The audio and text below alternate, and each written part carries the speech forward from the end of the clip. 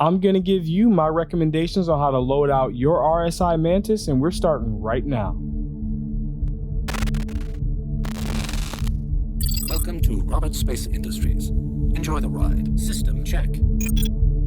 Special thanks to all the support from patrons and channel members. It takes a while to make one of these, and your support is greatly appreciated.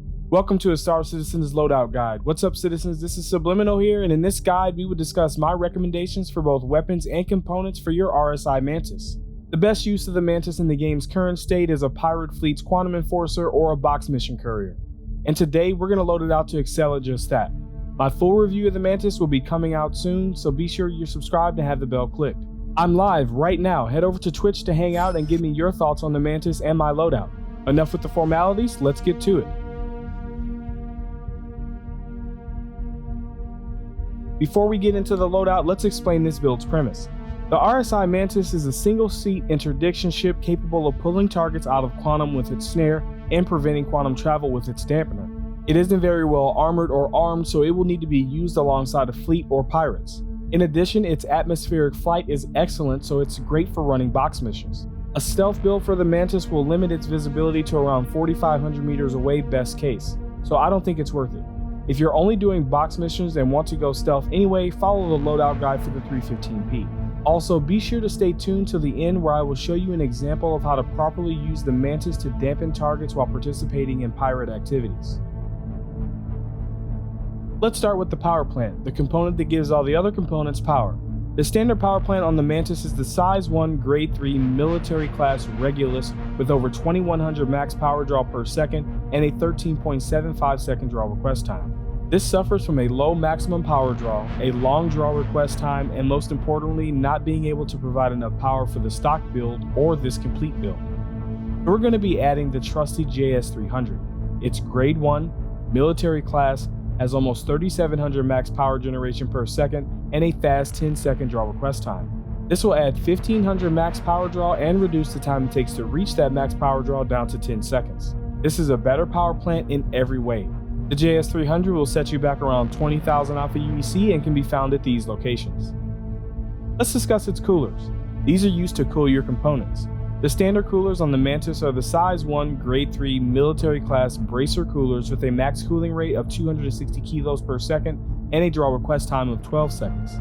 These coolers have more than enough cooling capacity but have a long request time.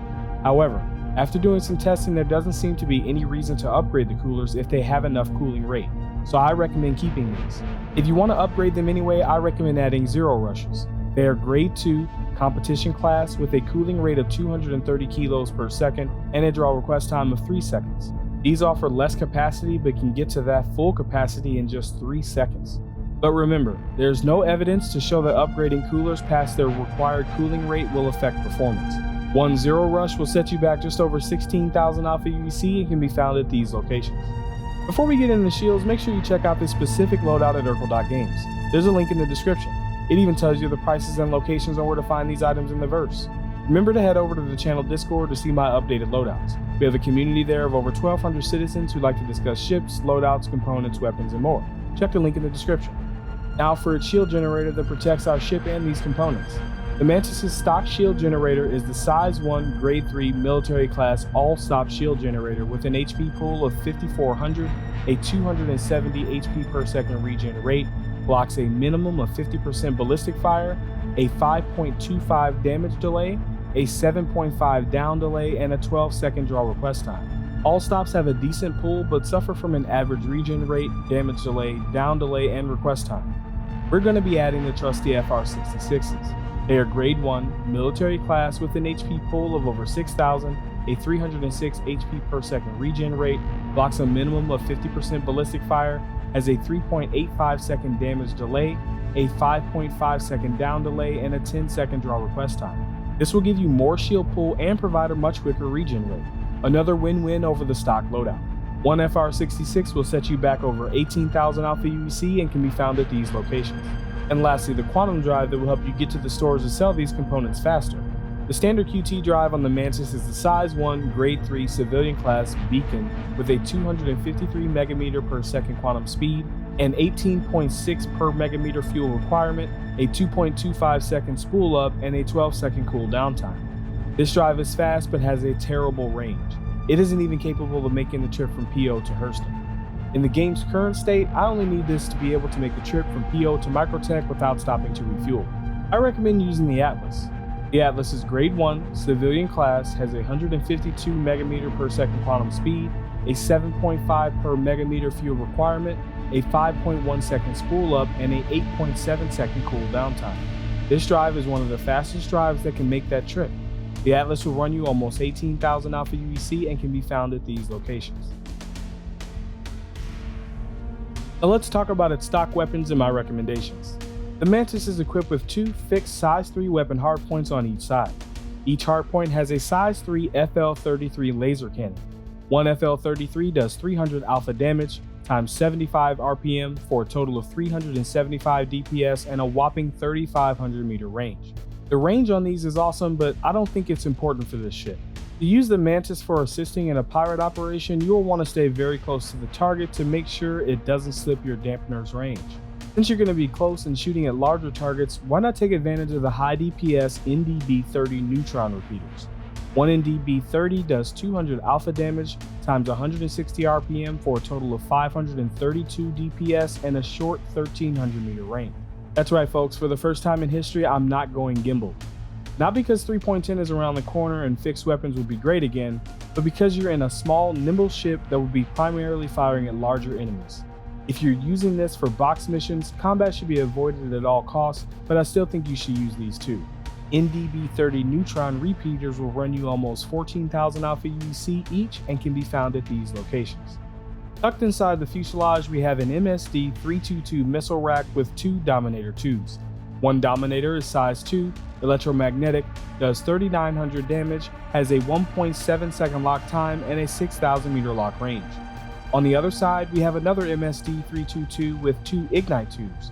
One Ignite 2 is size 2, infrared, does 3,700 damage, has a 1.5 second lock time, and a 5,700 meter lock range.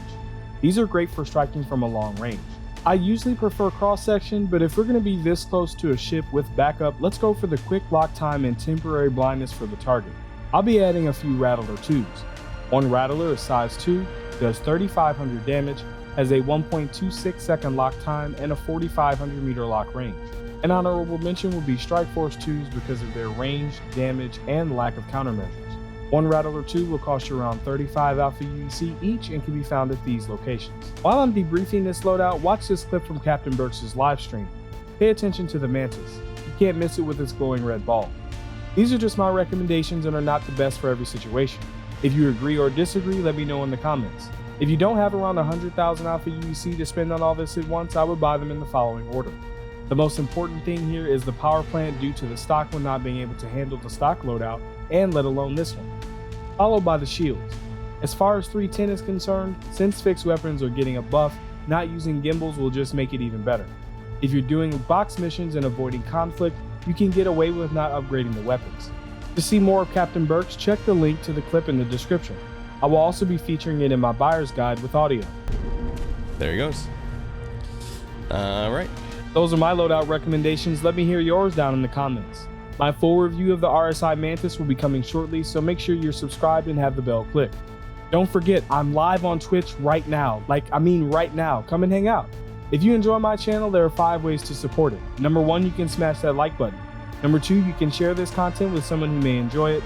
Number 3, you can check out my locations of Stanton collection over at Displate and in the merch store. Number 4, you can subscribe and turn on notifications by clicking the circle here. And number 5, if you're feeling generous, consider becoming a channel member or even better, a patron.